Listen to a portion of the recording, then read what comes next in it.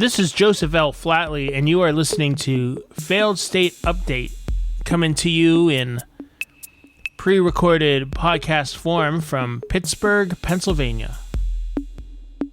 Just want to remind you that I have a newsletter, also called Failed State Update, that you should check out. Go to lennyflatley.substack.com to subscribe. And if you want to check out my other podcast, The So-Called Prophet from Pittsburgh, about a present-day UFO cult, or you want to check out any of my books, please go to my website. It's lennyflatley.net. Today we have an interview with a foreign correspondent and award-winning journalist, according to his book Flap, Vincent Bevins. He's covered Southeast Asia for the Washington Post and previously served as Brazil correspondent for the LA Times, and before that worked for Financial Times in London. His book, The Jakarta Method, should be required reading for any Failed State Update listeners. The United States really became an empire beginning in the 50s under President Eisenhower. What the Jakarta Method does is really highlight the lengths that the United States government would go to reinforcing its rule in the various nations in the third world. In the case of Indonesia, up to 1 million people were murdered, mostly because they were to the political left. And this bloodbath was overseen by the CIA and the U.S. State Department. I just hope that whoever oversees the next global empire, the next great global empire, has a little more of a conscience that we did during the Cold War. For whatever reason, and we could come to we could speculate as to what that reason is, we have no problem seeing crimes committed by communist regimes as part of some international conspiracy, right? Like every time that a Marxist regime does something, it's in the sort of standard discursive responses to lump it into one big category. But we never do that for the exact opposite side of the spectrum, right? So even though to a much larger extent, I think it was true that anti-communism was an international movement, for some reason we treat each case as isolated and sort of a mistake rather than part of a larger, more effective and efficacious system. So the case of Indonesia, I think, is the most important one. So I'm going to go back maybe I'll go back just a little bit to introduce the whole country, because I didn't even really know much about what it was until I moved there. Indonesia is the former Dutch colonies in Asia. It used to be called the Dutch East Indies. That's an incredibly important part of deep globalization, like the trade routes going back hundreds of years. That's the Indies, like the spices. So this was a huge part of the deep origins of capitalism and the post-colonial order. So after World War II, when the Japanese retreated from Indonesia, which they had conquered, a president named Sukarno united these islands in a sort of anti-imperial, anti-colonial, left-leaning but very pluralistic national project. And Sukarno's Indonesia was seen by Washington as a relatively tolerable force in the post-colonial world until the middle of the 1950s. And what happened in the middle of the 1950s is the Indonesian Communist Party is doing better and better at elections in Sukarno's multi-party democracy.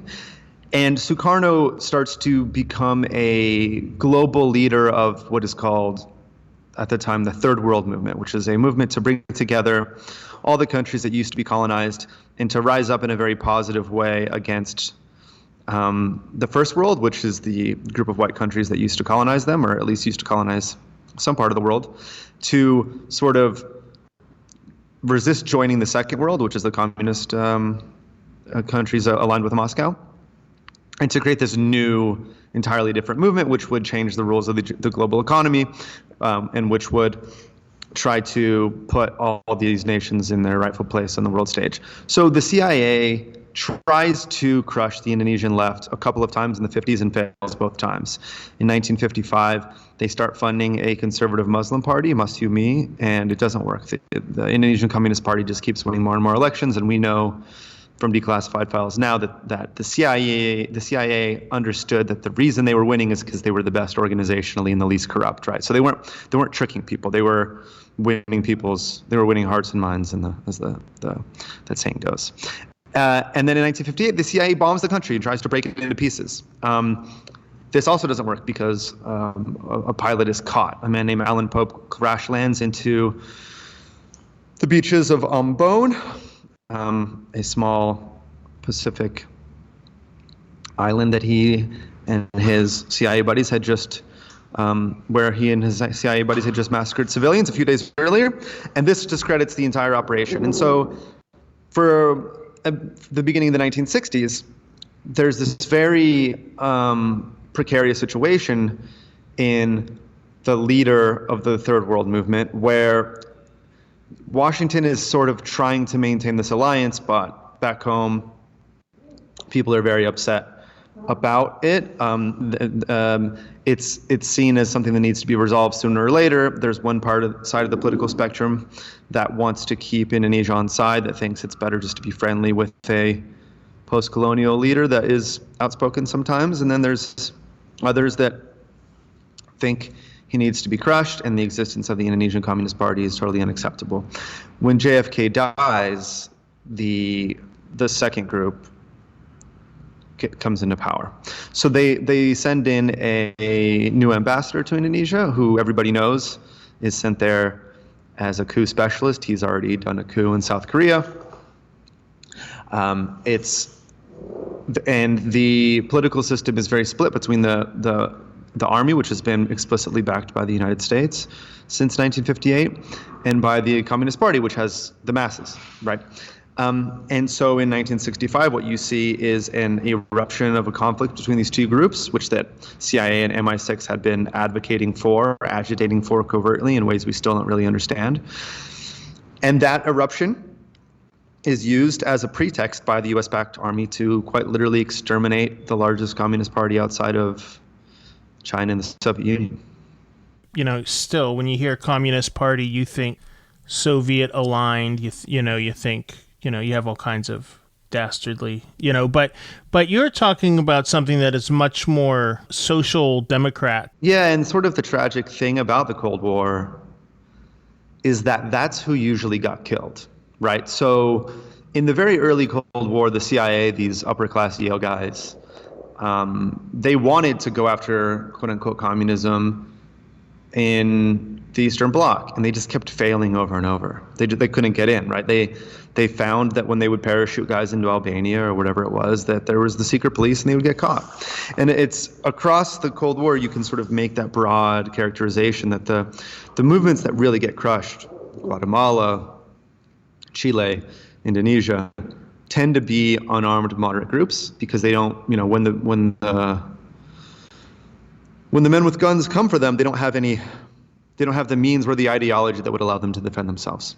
So in the case of the Indonesian Communist Party, this is, totally forgotten now, but the Indonesian Communist Party was the first party founded in Asia. It was founded in 1914, before the Bolshevik Revolution. So it was founded as a social democratic party.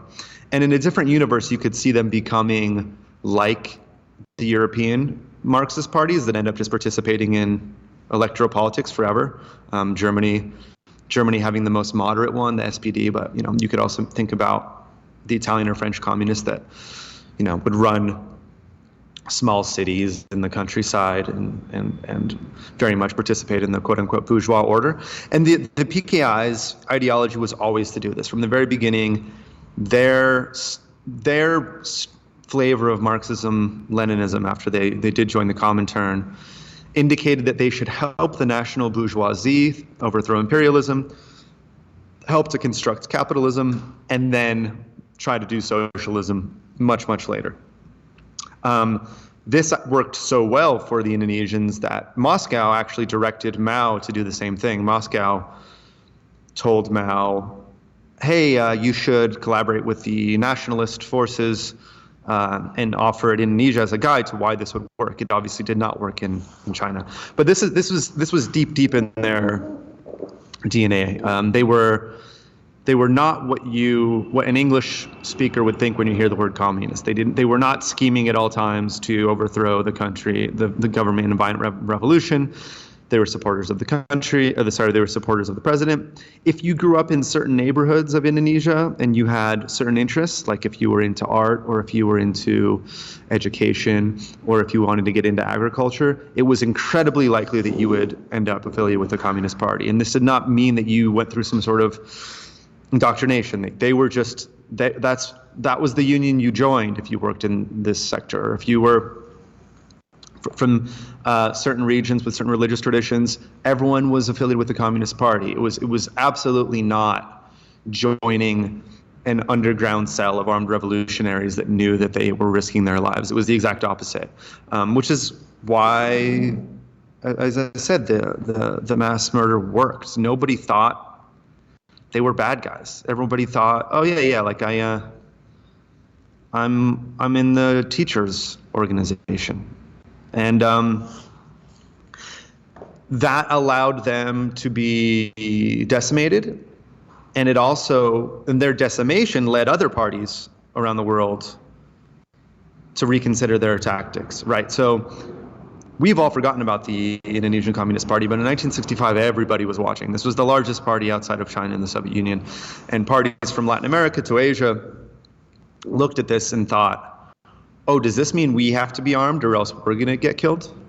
And that is one of two sort of waves that emanate from the massacre that I analyze in the book, and the other being the far right forces that come to the conclusion of, oh yeah, we could just do that. We can kill all of our political enemies, deny it, and as long as we're sufficiently anti-communist and pro-Washington, we're going to get away with it. No one.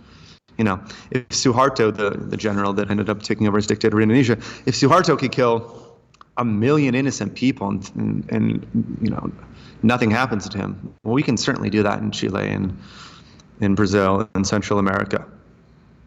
And that's the sort of what the book is about, is not only the horribleness of this event, but the ways that it reformulated both sides of the political spectrum for the decades that came afterwards. Could you kind of explain the event and also the United States' role in it? As I said, the 1958 CIA invasion failed. That invasion was failed on the successful coup in Guatemala in 1954, but it didn't work. Indonesia, for whatever reason, it was too big. The army was too dedicated. It just didn't work. So they shifted tactics entirely. And the new tactics involved bringing thousands of Indonesian military officers to train in Kansas, where they would hopefully become more pro-American and more anti-communist. And it seems to a large extent this worked. Now, so as you go through the early 60s, you have Sukarno, who's making a lot of waves in the region because he sees the task of decolonization as unfinished. He successfully wrests control of West Papua away from the Dutch. And then Great Britain forms Malaysia. And the formation of Malaysia is marked by the kind of imperial machinations that a lot of people might be familiar with in Africa and the Middle East, where they draw lines across national boundaries so as to weaken their enemies, right? So Malaysia is created in a way that is very explicitly meant to weaken the left in Southeast Asia, and Sukarno sees this as a threat to himself. And, you know, this is often characterized as a big mistake that he made, but I mean, people were trying to kill him all the time. The CIA had bombed his country. I mean, you would probably be paranoid too, right? I mean, the CIA had authorized his assassination. He picks a fight with Great Britain, and this on top of Johnson's turn away from Sukarno really spell the end of the partnership that he had with the West through the first 20 years of Indonesia's existence.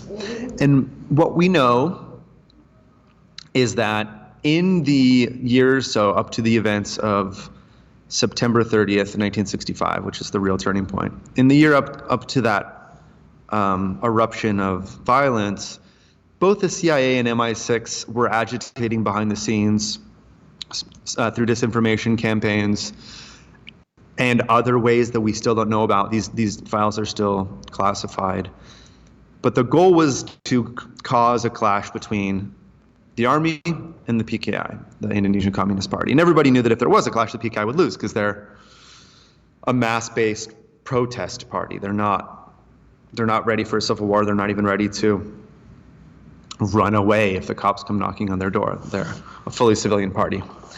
And so we don't know the form that this takes. And the book, as you know, is told through the stories of a lot of people that lived through these events, people that were either somehow involved in the party or very involved in the party, just living in Jakarta at the time. And what they tell me about 1965 is that there was just rumors all over the place. Everybody was talking about the possibility of a right-wing coup, possibility of a CIA invasion, the possibility of this or that plot. It was just, everything was very tense, and a lot of people were very afraid that something was being hatched.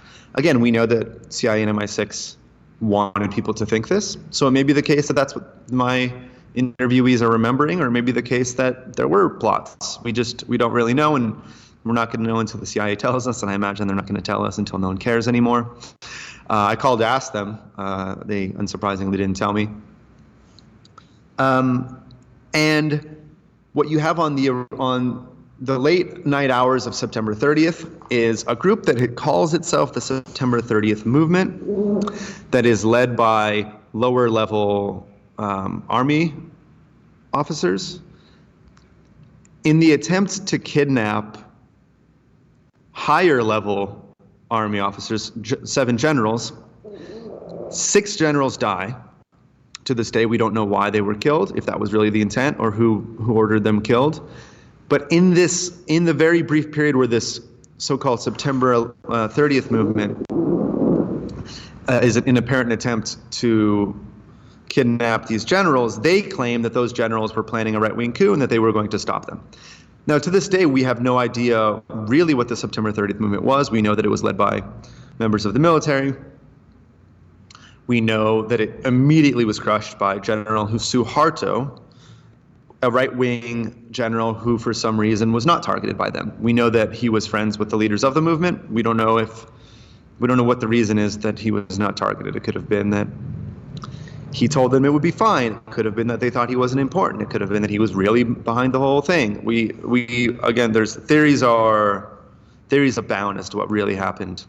But we know that the clash that MI6 and CIA wanted happened. And we know that as soon as it happened, the U.S. Embassy in Jakarta saw this as their opportunity to finally crush the left.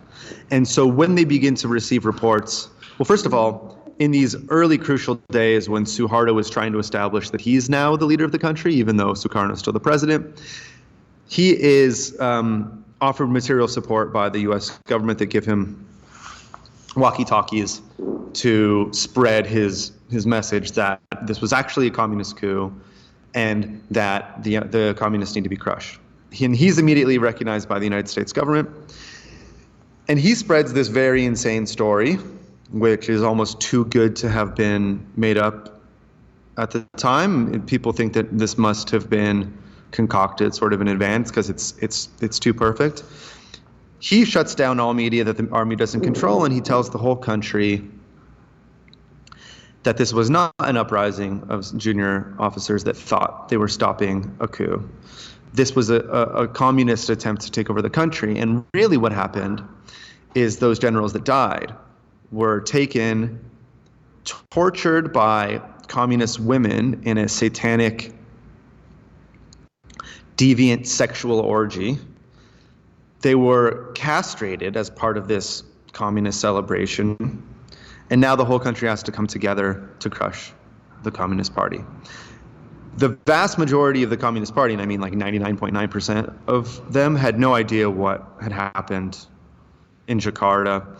And we're just hearing about it the same way everyone else was. They're hearing these news reports. Now, the army and police start arresting en masse anyone who's on the left. And people go in often willingly. These are the people that I met. I mean, it varied from region to region, but a lot of people just went in. Well, okay, I'll come and give an interview. I'm happy to explain what I was doing. No, I'm not in that organization that you said did that thing. And instead of just being imprisoned, they are taken out at night to be murdered. Now, the United States government, as they start to hear that this is happening, I mean, again, we don't know everything that they know, but we know that they get reports that this is happening. They are encouraged by it and encourage more of it. They make it very clear to Suharto that his recognition on the global stage is contingent upon the further crushing of the Communist Party, as it's clear that the way that they're doing this is mass murder. The CIA Bangkok office authorizes the supply of weapons to the army, but they don't need them. They already are a fully U.S.-backed, U.S.-trained organization. But if they needed it, it was there. And we know from a later testimony given by a State Department employee that they pass lists to the party of people that could be checked off, as it were, murdered. And then finally, when this is all done, when the Communist Party is sufficiently crushed so as to allow Suharto to take over. And I think this is an important part that people get confused. It wasn't like an orgy of violence that happened after Suharto took power. The violence allowed him to take power, right? So before the massacre, the Indonesian Communist Party had about 25 to 30% of the country either in the party or somehow affiliated with it.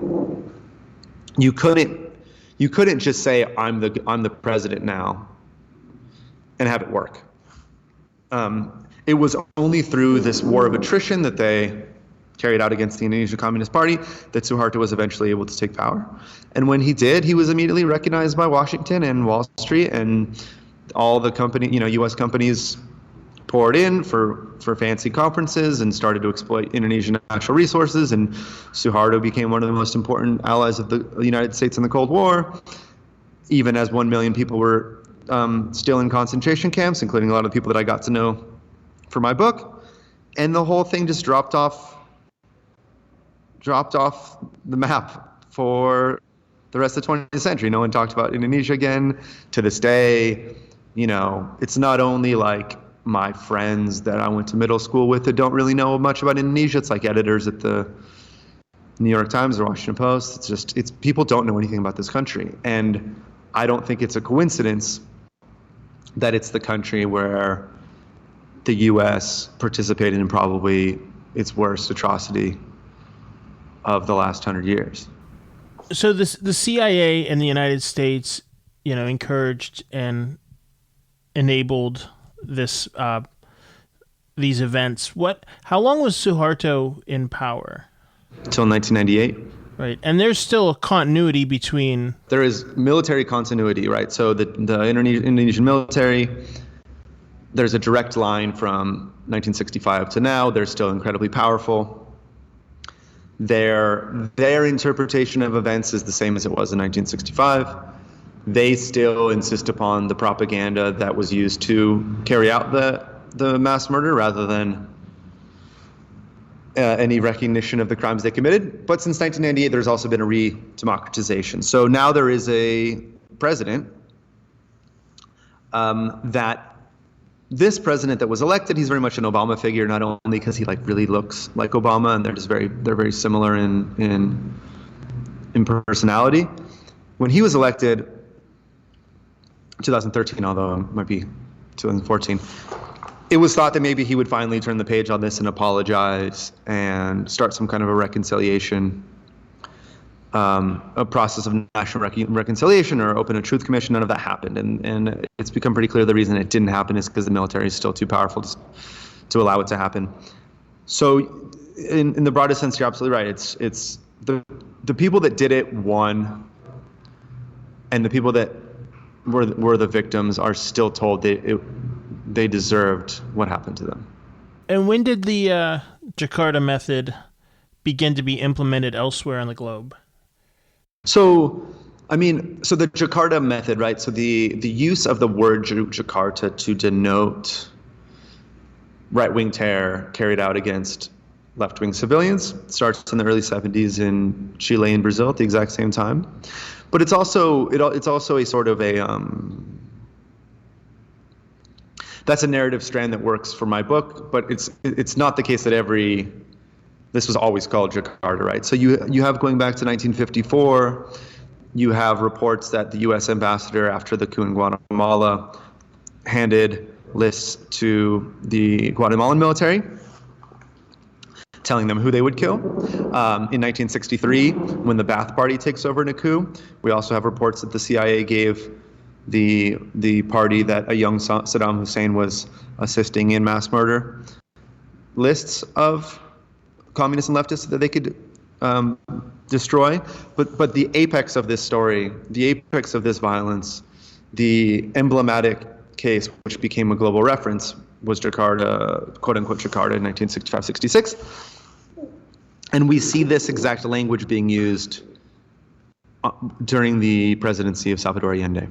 So when Allende is elected in 1970, and again, precisely what worries the CIA when he is elected is that his form of democratic socialism will be successful and might inspire other countries to try it.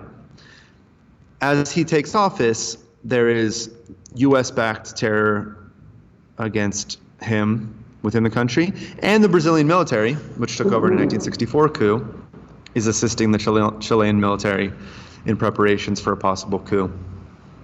As these two groups are working together, you see the emergence of the Jakarta metaphor on the streets of Santiago and being whispered here in Sao Paulo, where I am now. So in the most terrifying and obvious way, if you were a socialist or worked in the Allende administration, you might have somebody come up to your house and spray paint on the walls, Jakarta is coming, or you might get a postcard in the mail that said the same thing. And by then, the message was pretty clear. It was, we're going to kill you, right? In Brazil, you had Operação Jakarta, which we have reports was a scheme to kill communists active in the Brazilian dictatorship. And in both cases, Jakarta came, right? Like it happened, it worked. And just as I said a moment ago, if anybody thought that they could get away with this and that the U.S. would play defense for them, they were right. It's exactly what happened. With the eruption of violence in Chile in 1973, you have the consolidation of the Pinochet regime. In 1975, Brazil, Chile, and a bunch of other South American countries form Operation Condor, which is a international terror network that allows them to kill dissidents even if they cross the border, right? So they're killing tens of thousands of their own people in Argentina, but what happens if a quote-unquote enemy of the people makes it into Uruguay or Bolivia? Well, we have the mechanisms to do that, and the United States provided crucial technological equipment for this operation. And then finally, this horrible wave of death and violence makes it up to Central America, where the numbers are the worst in the Western Hemisphere. So you get hundreds of thousands of dead in civil wars in the United States backyard in the 80s, and these are often the communities that send their immigrants to the United States now. So it really is, like the way I visualize it is like this kind of this wave that's building across the world from the 50s to the early 60s. It really it breaks in Indonesia in 1965, and then it washes over the rest of the quote-unquote third world until the end of the Cold War. I mean, is it just that it's currently not the best strategy for, like, why did it stop, Why did it stop happening? I think it's a good question. I think that even though they were wrong, even though it was inaccurate, and they often knew it was inaccurate, Washington often acted as if the Soviet Union was an existential threat to the quote-unquote American way of life. And I think when they told themselves that this or that country could fall into an enemy camp, that justified a much more violent level of intervention than we've seen in countries of that type since. However, if you were, so when I say of that type, I mean, the U.S. backed a coup in Honduras in 2009, a coup in Venezuela in 2002. Do I think that it would have been, well, Honduras has really, really suffered since that coup. However, I don't think that the United States would let Venezuela, Juan Guaido, get away with mass murder if he were to take over Venezuela right now. I'm not sure. Maybe they would.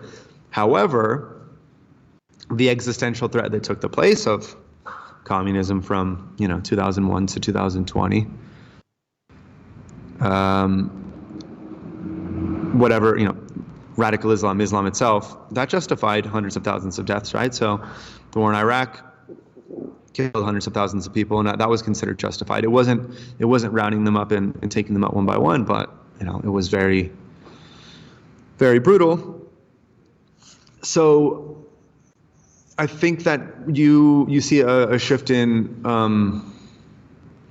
priorities as to what is acceptable, right? So when communism is enemy number one of the United States, it's acceptable to kill 500,000 to 1 million people in Indonesia, to kill 2 million innocent civilians and collateral damage in Vietnam.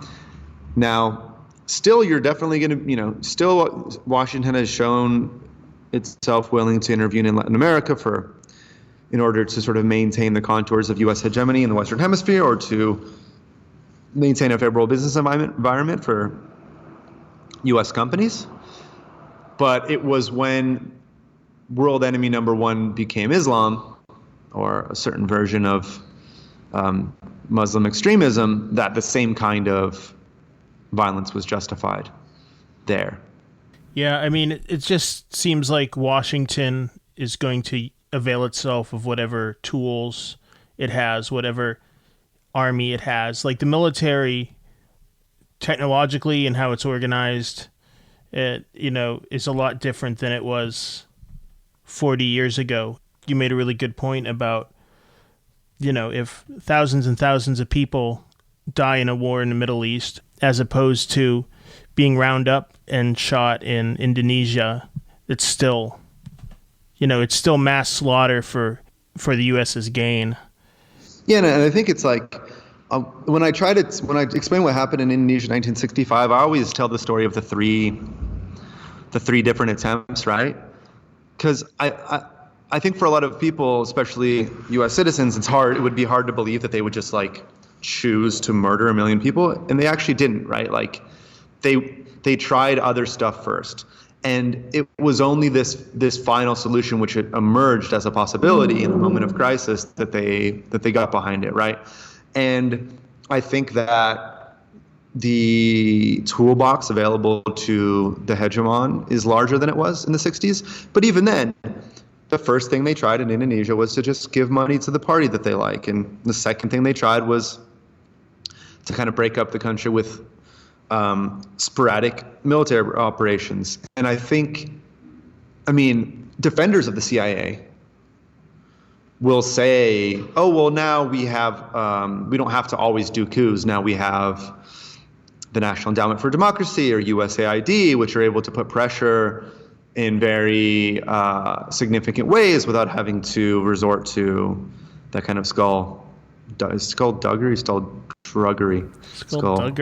Skullduggery, yeah. And I think that scans with the way that a lot of even critical U.S. citizens, the way that a lot of U.S.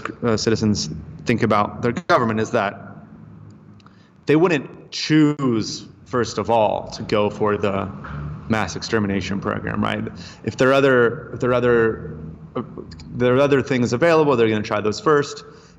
One Guaido in Venezuela, I think he's a good example. Like, they've tried all these, it's kind of been like escalating stuff, right? Like, first they just declared him the president, and then they tried this very provocative aid convoy that was headed at the border with Colombia, and then they, people on the Colombian side of that convoy lit the convoy on fire. Then Marco Rubio on Twitter blamed it on Maduro and tried to use that to fire up some kind of a attempt at regime change. So like, you see,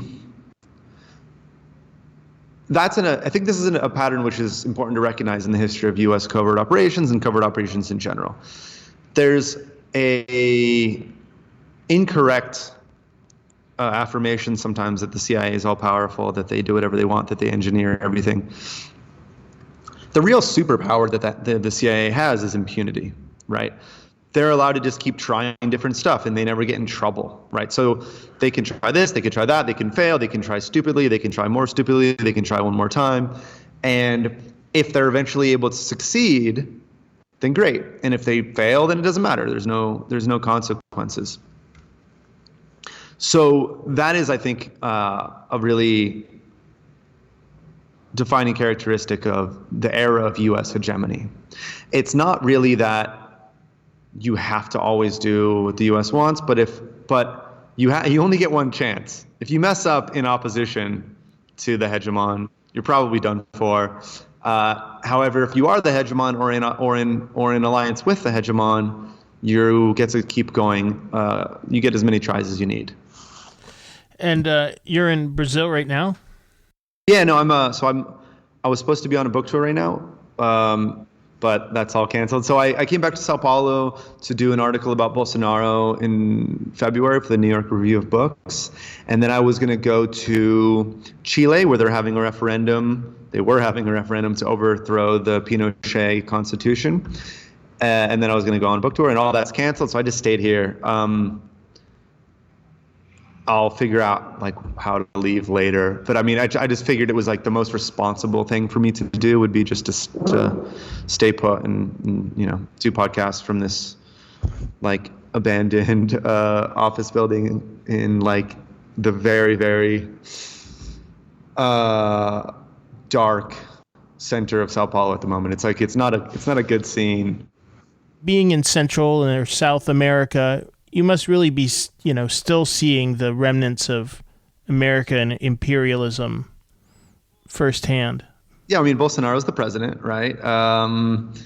This affects my life every single day, and not for the better. This technology of pretending that there's an international communist conspiracy in order to justify and consolidate power is still very much in use. So a couple weeks ago, Bolsonaro's foreign minister, in the middle of the night, like stayed up all night writing like a very long blog post about a new Slavoj Žižek book that he read.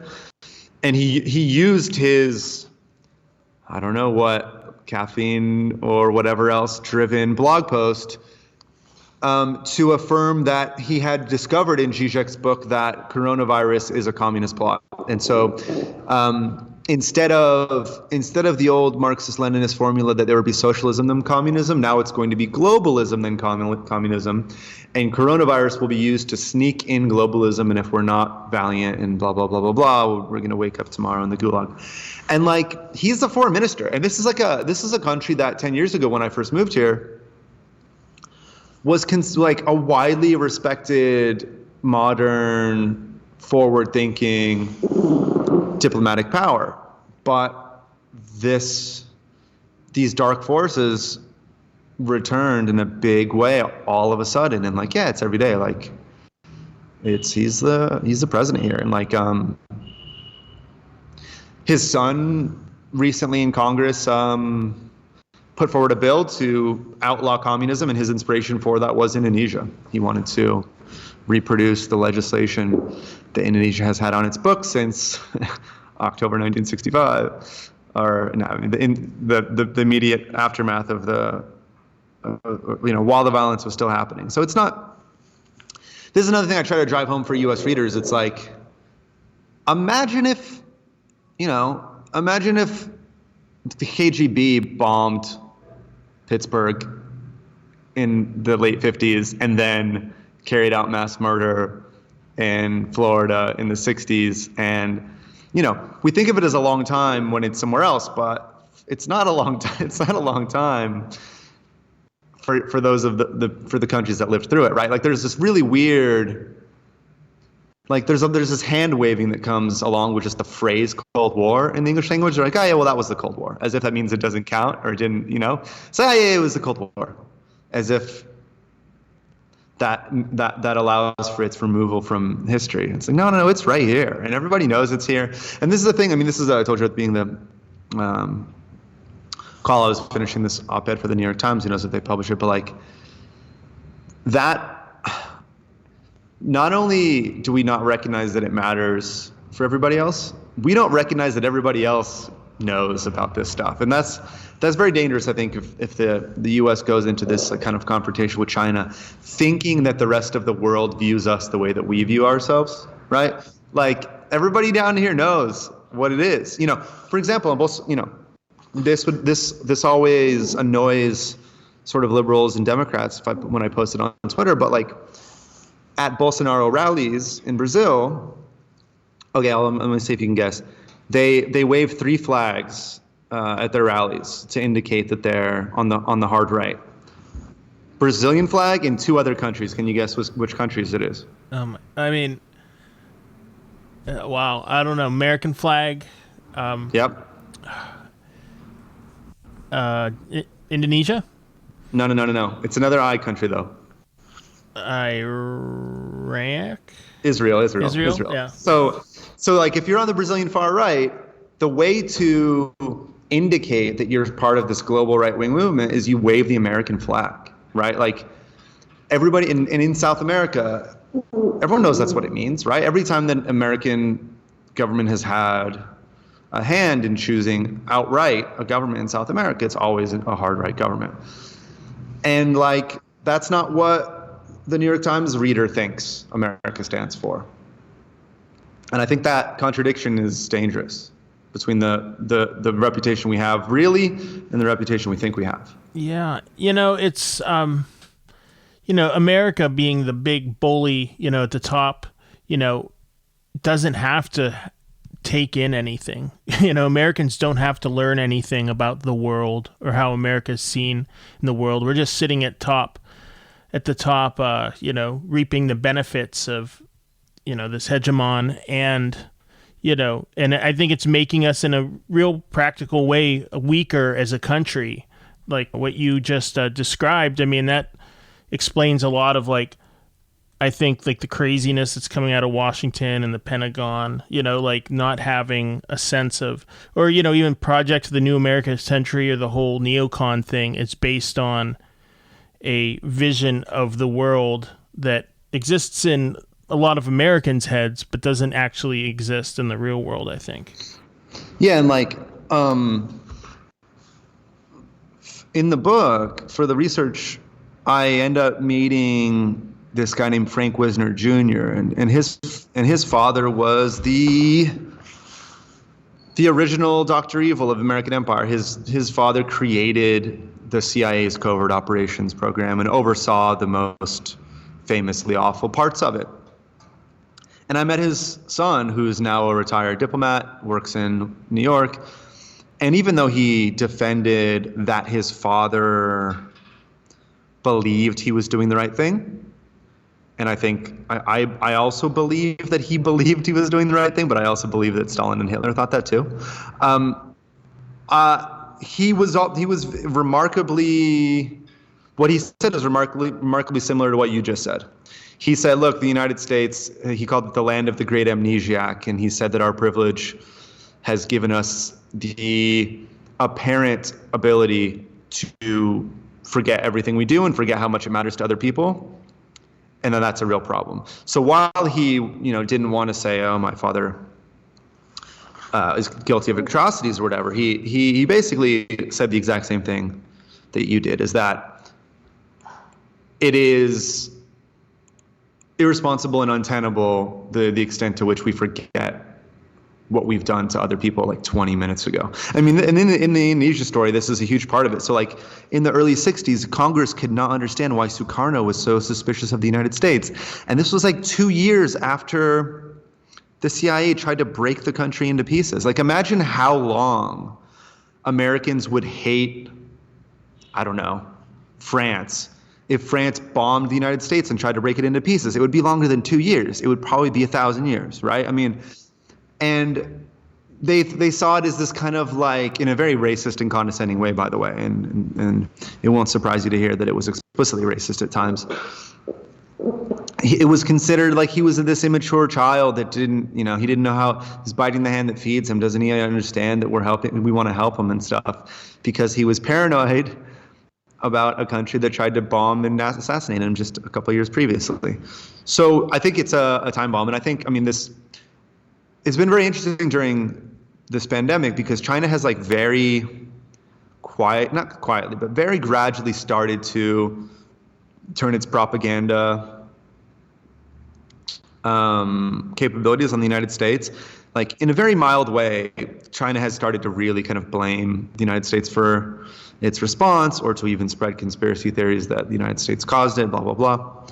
But I think if they really turned on the big guns, we would be really shocked how much material there is. I think if China really wanted to like say that we are a genocidal settler colony that keeps 2 million people in prison, vastly overrepresents its black population in jails, is currently bombing seven countries. If they weren't on like Twitter and just like blasting that stuff out to the world, it would all be correct. And I think we'd be really surprised how much there is. And I think that is a time bomb is the wrong word, but I think that it is very tenuous. Our like the extent to which we memory hole things is I don't think it's going to be sustainable in the long. There's going to be some kind of a rude awakening in the long term, I think. And I think that's even kind of like why they let me write this book. I'm not the first person to figure this stuff out. I mean, I think I made some new connections across countries and with my particular interviews and with my particular global context. But like the question of U.S. Complicity and guilt in these crimes has pretty much been well known for a very long time. But I think there's maybe something about this world historic moment that allows for a little bit of reflection. Maybe even Trump's presidency allowed for. Okay, well, maybe America is maybe America's bad. Let's hear that side of the story. Let's let somebody make that case. Whereas I don't think I'm not sure that a liberal New York publishing house would have wanted to do that under Obama. I'm not sure. Yeah, and it's really just struck me reading this book and then just still hearing about Russiagate and it's just so amazing, like, what the U.S. media and what the people in the government are characterizing Russiagate as this like democracy destroying grand evil genius theme, and it's like it's projection. Yeah, absolutely. I mean, it's like well, this was true in the Cold War too. The CIA told themselves constantly like, well, the Soviet Union must be doing this if we are, but they weren't. There's no way, the Soviet Union absolutely was not like parachuting people into Kansas and trying to like incite rebellions and things. They knew that would be suicide. And I think that, I learned just enough Russian I took a couple years of Russian in Sao Paulo because I thought I was going to go live in Russia. And then when I ended up going there, the secret police followed me around for a couple of days, which put a damper on that plan. But I knew enough people in Russia that when Russiagate happened in early 2017, I was like, well, it's okay. All right. So I found an excuse to go out there and I talked to all my Russian correspondent friends and I was like, is this real? What's going on? What? And they're like, no, uniquely. And they're like, no, we're getting kind of our marching orders from Washington and we have to sort of pretend like this story is valid. But we all know that Putin is not that. He is not Dr. Evil, right? Like he does not have that much power. He's not that well organized. There might have been some kind of like small programs that, while deplorable, of course, like it's not cool to run ads on Facebook in another country's election. I think the extent to which it like really dominated liberal media from 2017 to 2019 is indicative of a crisis of confidence in U.S. liberalism, right? Like, because rather than look at like reasons 1 through 10 that Trump was elected, we had to like fall back on this muscle memory from the Cold War of like the evil boxer from Rocky, that is like the most evil person in the world, and blame some foreigner. And like, yeah, like I said, while Vladimir Putin is, sucks and is far from blameless in 2016, it seemed like a really worrying reaction, to instead of try to figure out what it was about him, that led so many Americans to vote for Donald Trump, then just to put the entire thing on this darkly evil foreign entity, which conveniently happened to be the same race as our last darkly evil foreign entity before the Muslims. Yeah, I mean, I didn't find it encouraging. Right. Yeah, and the way that in the United States the COVID-19 issue has been so politicized, it's like wearing mask is now a code word for being a liberal. Both sides. People.